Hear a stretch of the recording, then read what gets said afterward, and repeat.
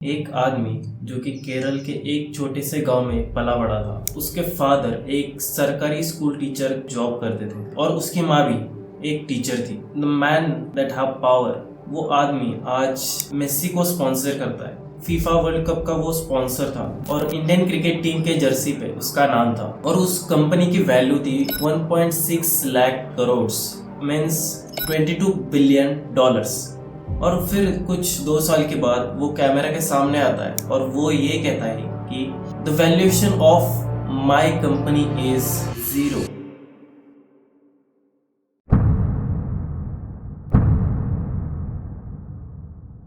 बायजू रमेंद्रन केरल के एक छोटे से गांव में जिसका नाम था अजीकोदे, इस गांव में वो पला बड़ा था। उसके पापा फिजिक्स और मैथ्स टीचर थे और उसकी माँ भी एक टीचर की जॉब करती थी। घर में ज्यादा पैसे नहीं थे बट घर में बहुत सारी किताबें थी। बायजू ने आगे जाके अपनी इंजीनियरिंग पूरी की but his passion in cricket and maths. और कुछ ही दिनों के बाद 2003 में उसकी जिंदगी बदल दी। बायजू जो स्कूल में था उसके बहुत सारे दोस्त भी थे और एक टाइम के बाद उसकी इंजीनियरिंग होने के बाद उसके पास उसके सभी दोस्त आए और बायजू कहने लगे कि मुझे कैट एग्ज़ाम क्रैक करनी है, क्या तुम हमें सिखा सकते हो? बायजू ने ऑब्वियसली यस कर दिया और कुछ दिन तक पढ़ाने के बाद बायजू के वो जो दोस्त थे उसके पास सीखने आए थे, उन्होंने एग्ज़ाम क्रैक कर दी।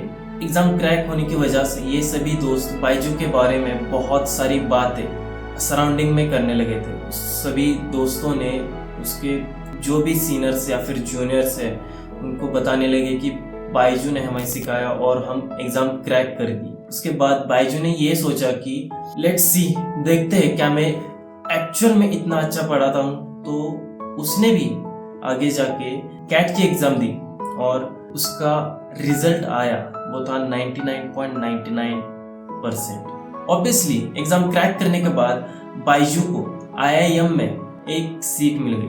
यस, इट्स पॉसिबल, मतलब कि एक्चुअल में बायजू इतने लोगों को वो पढ़ा रहा था, वो सभी लोगों ने वो एग्ज़ाम क्रैक कर दी और उसके बाद बायजू ने सिर्फ एक ट्रायल किया और उसने वो एग्ज़ाम क्रैक कर दी और डायरेक्टली उसको IIM कॉलेज में एक सीट मिल गई।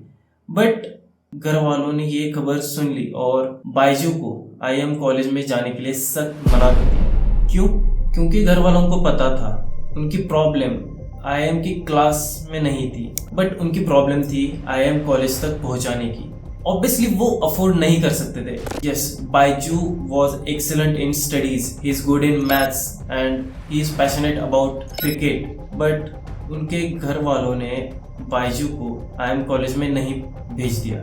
बायजू ने अपना टाइम ना गवाते हुए उसने अपनी स्टडीज शुरू रखी और उसके दोस्तों ने जो भी उसकी पब्लिसिटी की हुई थी कि मैंने बायजू से सीख के मैं ये कैट एग्ज़ाम क्रैक कर पाया और इसी की वजह से 2007 में बायजू बेंगलोर के स्टेडियम में पढ़ाने लगा और actual count of the students that was 20,000। मतलब कि तुम समझ सकते हो 20,000 स्टूडेंट्स बायजू सिखा रहा है, वो सीख रहे थे। स्टेडियम में स्टेज पर आके बायजू सभी स्टूडेंट्स को वो सिखा रहा था और जब ये स्टूडेंट्स बायजू जब सिखाता है उसमें इतना इन्वॉल्व हो जाते थे कि उनको पता नहीं चलता था कि कब क्लास खत्म हो चुकी थी।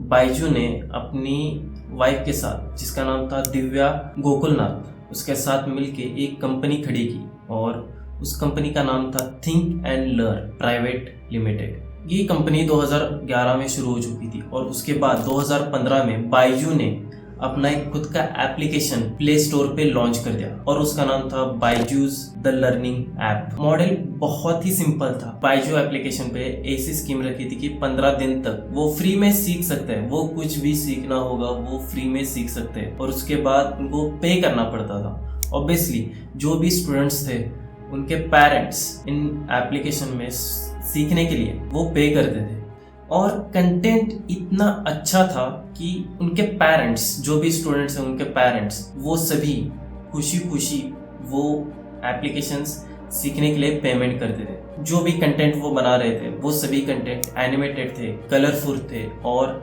बहुत ही एंगेजिंग थे। और वो जो भी कंटेंट बना रहे थे, वो जो सीखना है स्टूडेंट्स को, वो जो भी कंटेंट बना रहे थे वो बहुत ही अच्छे से बना रहे थे। एनिमेटेड था, एंगेजिंग था एंड बहुत ही कलरफुल था। इसी की वजह से स्टूडेंट्स अच्छी तरह से वो जो भी एप्लीकेशन में वीडियोस थे, जो भी नॉलेज थी, वो आसानी से सीख सकते थे। इन 2016 the foundation of mark Zuckerberg invested $50 million and in 2017 Byju becomes India's best learning platform।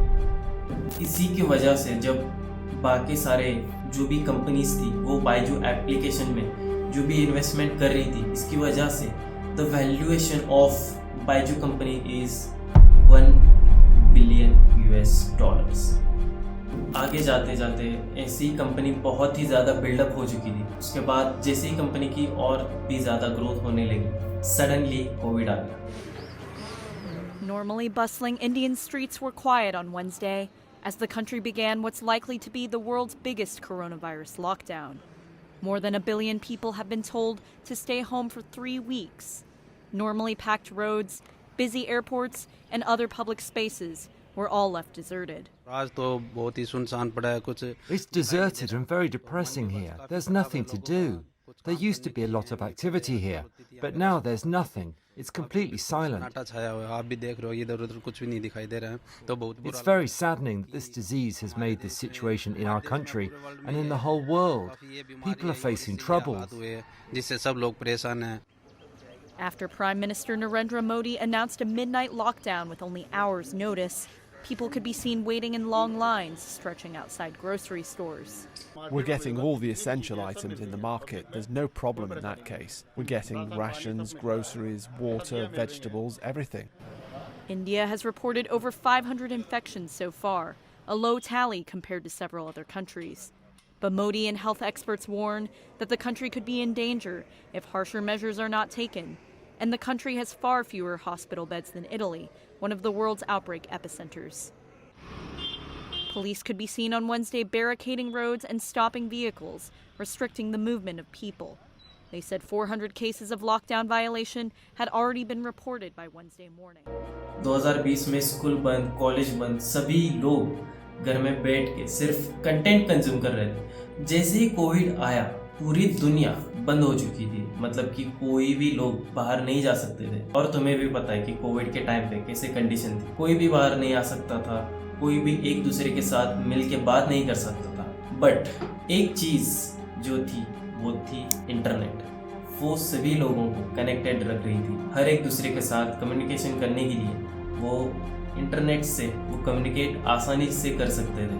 और उस टाइम पे जो स्कूल से कॉलेजेस थे पूरी तरह से बंद हो चुके थे, तो लर्निंग प्लेटफॉर्म सिर्फ रह चुका था, वो था इंटरनेट। जिसको कुछ भी सीखना है तो वो सभी लोग बायजू एप्लीकेशन में आ चुके थे। बिकॉज ऑफ दिस कोविड सभी लोग घर में बैठ के जो भी कुछ सीखना है, जो भी कंटेंट कंज्यूम करना है, वो सभी इंटरनेट से कंज्यूम कर रहे थे।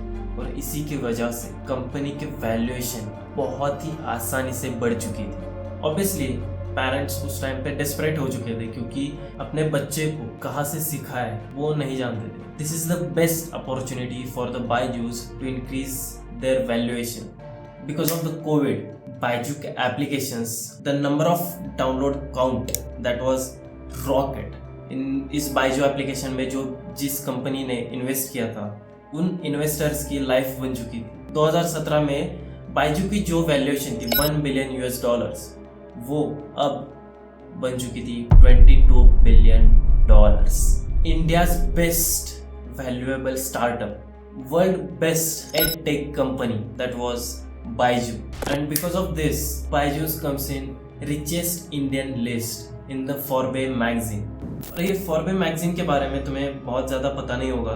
फॉर्ब्स मैगजीन ये अमेरिका की बिजनेस मैगजीन है और ये ग्लोबल मीडिया भी है। यहाँ पे फाइनेंस, इंडस्ट्री, इन्वेस्टिंग और उस पर जो भी रिपोर्ट्स की गई है वो सभी चीज़ें फॉर्ब्स मैगजीन में आती थी। और इन द प्रीवियस वीडियो में जब नोकिया के बारे में बता रहा था, तो नोकिया भी इन फॉरबे मैगजीन में एज अ कवर पेज आ चुका था। वैसे ही बाइजू इन कोविड के टाइम पे फॉरबे मैगजीन में इंडियाज रिचेस्ट की लिस्ट में आ चुका था।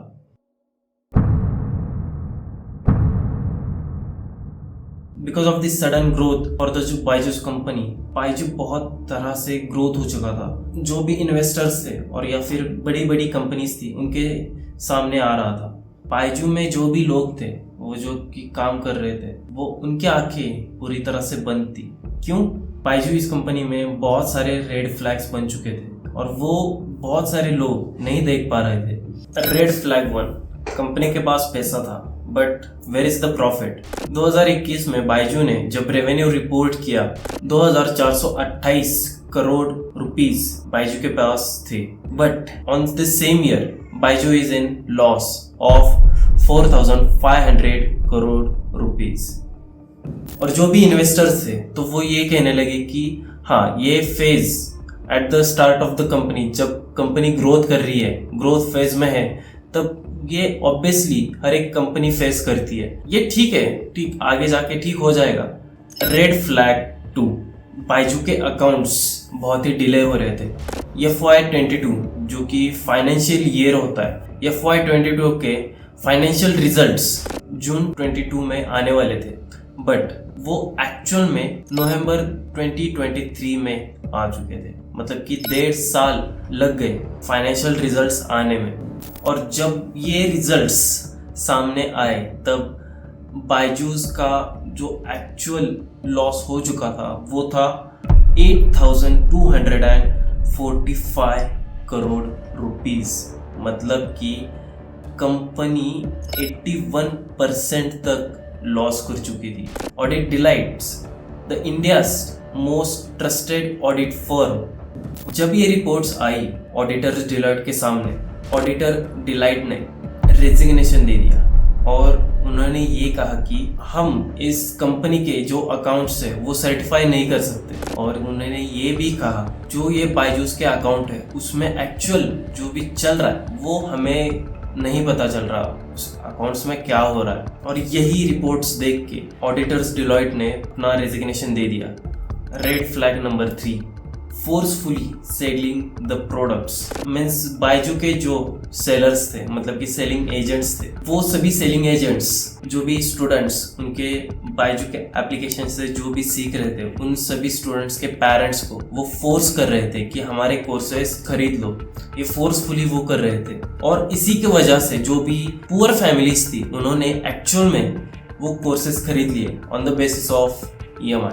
मतलब कि उन्होंने ये कोर्स खरीदने के लिए लोन्स लिए थे because of under the pressure of Byju's sellers. और जब ये बात बहुत ही ज़्यादा बढ़ने लगी तो ये कंप्लेंट्स या फिर इसकी बातें व्हाट्सएप ग्रुप्स पे आने लगी और जो भी अदर प्लेटफॉर्म्स है वो सभी बातें इन कोरास पे क्वेश्चंस आने लगे, कंप्लेंट्स बढ़ने लगी। इनकी तादाद एक्चुअल में अबाउट थाउजेंड्स चली गई थी। मतलब कि 1000 से भी ज़्यादा कंप्लेंट्स इन सोशल मीडिया एप्लीकेशंस पे आ रही थी, जहाँ से जो भी सोशल मीडिया एप्लीकेशंस है व्हाट्सएप, फेसबुक या फिर कोई भी, इन सभी प्लेटफॉर्म्स पे कंप्लेंट्स बहुत ही ज़्यादा आने लगी।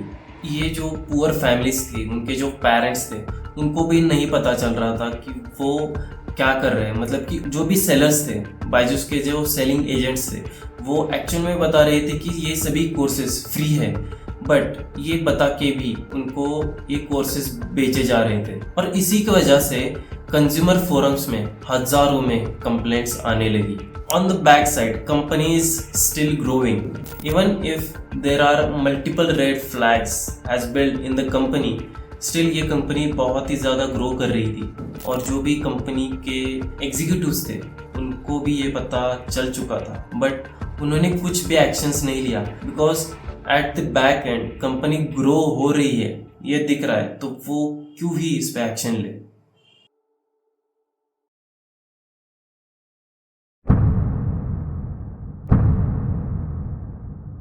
बाइजू ने $1.2 बिलियन का लोन लिया। जब बाइजू ये लोन ले रही थी, टर्म लोन भी इससे वो लोन लिया था। मतलब कि ये जो भी कंपनीज होती है, जो भी इंटरनेशनल कंपनीज होती है, उनकी ग्रोथ के लिए ये लोन लेते हैं। और जब ये लोन बायजूस ले रही थी, कंपनी में जो लोन्स लेते हैं उनको ये पता चल चुका था कि $533 मिलियन मतलब कि 4,400 करोड़ रुपीस गायब है। ये जो लोन ले रहे थे वो सभी जो लोन देने वाले हैं उनके पास चले गए और उन्होंने ये बताया कि हमने तो लोन दिया है। तो बायजू के पास आंसर नहीं था कि $533 मिलियन कहाँ चले गए। आफ्टर द इन्वेस्टिगेशन $533 मिलियन कहाँ पे गए हैं ये पता चल गया। $533 मिलियन ट्रांसफर किए गए थे, एक हेज फंड में ट्रांसफर किए गए थे और उस हेज फंड का नाम था कैमशाफ्ट कैपिटल फंड। ये नाम लगता तो बहुत ही प्रोफेशनल है, बट ये कंपनी का जो रजिस्टर्ड ऑफिस था वो था फ्लोरिडा में, IHOP रेस्टोरेंट में था और वहाँ पे एक पैनकेक बनाने की एक चेन थी। और इस हेज फंड को जो रन कर रहा था उसका नाम था विलियम्स सी मॉर्टन, जो कि 23 साल का एक लड़का था और उसके पास कोई भी इंस्टीट्यूशनल फंड्स को मैनेज करने का कोई भी एक्सपीरियंस नहीं था। पूरे $533 मिलियन को ये बच्चा चला रहा था और जो ये पैसा इन्वेस्ट हो चुका था वो इन्वेस्ट किया गया था या फिर छुपाया गया था। और जब ये चीज़ें मतलब कि $533 मिलियन की ये बात जब सामने आई तब US बैंकरप्सी कोर्ट ने डायरेक्टली बायजू के जो डायरेक्टर थे रिजू राजवर्धन उसके साथ कम्युनिकेशन करने के लिए शुरू कर दिया। उनसे बहुत सारी बातें पूछी गई और उसके बाद ही इन 20 मई 2024 court put Riju Rajvardhan in contempt of court. Means Riju Rajvardhan को डेली 10,000 का जुर्माना भरना पड़ेगा। ये तब तक चलेगा जब तक $533 मिलियन जो गायब हो चुके थे वो उसके बारे में वो डिटेल में इंफॉर्मेशन कोर्ट के सामने नहीं बता। जज जॉन टी डॉर्से ने अपना फैसला सुनाया। बायजू ने जो $533 मिलियन की जो फ्रॉडुलेंट ट्रांसफ़र की थी उसके बारे में जज ने एक्सप्लेनेशन दिया। उसके बाद ही बायजू पे $1.07 बिलियन का फाइन लगा दिया गया। जब ये फाइन लगा तब कोर्ट ने ये कहा कि this is a deliberate fraud on global scale, which means a criminal makes huge amount of illegal money transfer, which makes scam it around trillions of dollar. It's possible. और एक साल के बाद बायजूस गिरने लगा।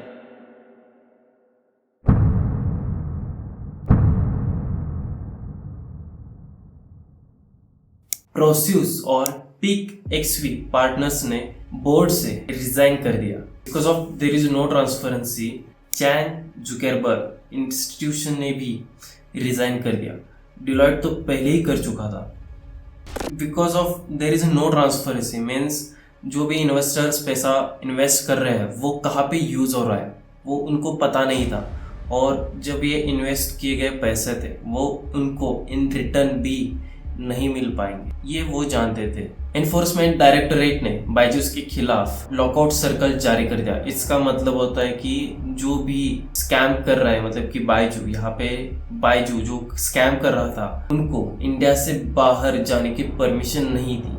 जब वो बाहर जाने का ट्राई करेंगे तो उनको डायरेक्टली रोक दिया जाएगा। बट जब ये सर्कुलर आया उससे पहले ही बायजूस की वाइफ दिव्या और रिजू पहले ही दुबई में शिफ्ट हो चुके थे और जब ये सर्कुलर जारी हुआ तब ब्लैक रॉक ने स्टेक की वैल्यू 95% तक कम कर दी थी और डायरेक्टली जैसे ही ये लॉकआउट सर्कुलर जारी हुआ वैसे ही कंपनी के वैल्यूएशन जो $22 बिलियन थी वो डायरेक्टली $1 बिलियन तक आ चुकी थी। और उसके बाद ही बायजू को कोर्ट में लाया गया और BCCI ने board of control for cricket in India इन्होंने बायजूस के साथ पूछताछ की और उनको ये पता चला कि 158 करोड़ रुपीस जो कि जर्सी स्पॉन्सरशिप कर रही थी, जो कि IPL की जर्सी बायजू खुद स्पॉन्सरशिप कर रहा था, उन्होंने इस जर्सी के लिए पेमेंट ही नहीं की। जनवरी 2024 में US कोर्ट में बैंकरप्सी फिलिंग की गई। Means a legal way to deal with heavy डेब्ट ones with large term financial consequences। अक्टूबर 2024 में उसके बाद बाइजू ने खुद प्रेस ब्रीफिंग के सामने आके ये कहा कि मेरी कंपनी के वैल्यूएशन 0 है। जो आदमी मेसी को स्पॉन्सर कर रहा था उसकी खुद की कंपनी के वैल्यूएशन 0 हो चुकी थी और उसकी खुद की पर्सनल नेटवर्थ फोर्बे मैगजीन के हिसाब से 0 थी और उसने अपना खुद का घर मॉर्टेज किया था और ये मॉर्टेज इसलिए किया गया था क्योंकि वो अपने एम्प्लॉयज़ को सैलरी दे सके। ये केस बहुत ही आगे जाने लगी, बहुत ही कॉम्प्लिकेशंस तैयार होने लगे और जो वैल्यूएशन थी कंपनी की वो जब सामने आई तब प्ले स्टोर में से मई 2025 में बायजूस की एप्लीकेशन हटा दी गई। जो ये AWS जो क्लाउड सर्विसेज ये कंपनीज प्रोवाइड करती थे अमेजोन, उन सभी के पेमेंट्स बायजू ने तब तक नहीं किए थे। मतलब कि सिर्फ बायजू इन प्लेटफॉर्म्स को अपनी वेल्थ के लिए, पैसे कमाने के लिए सिर्फ यूज़ कर रहा था। एक्चुअल में जो कंपनी की वैल्यूएशन होनी चाहिए वो एक्चुअल में 0 थी। इंडियाज़ मोस्ट वैल्यूएबल स्टार्टअप जो स्टार्टअप फीफा वर्ल्ड कप का स्पॉन्सर था वो अमेजोन के क्लाउड्स के बिल को पे नहीं कर पाया। ये इंस्टेंट ग्रोथ किसी इंसान को इतना लालची बना देती है कि वो एक्चुअल में जो आगे कंपनी ग्रो होने वाली है और ग्रो बहुत ही आसानी से हो सकती है, उन्होंने मतलब कि खुद की वैल्यूएशन 0 ला के रख दी।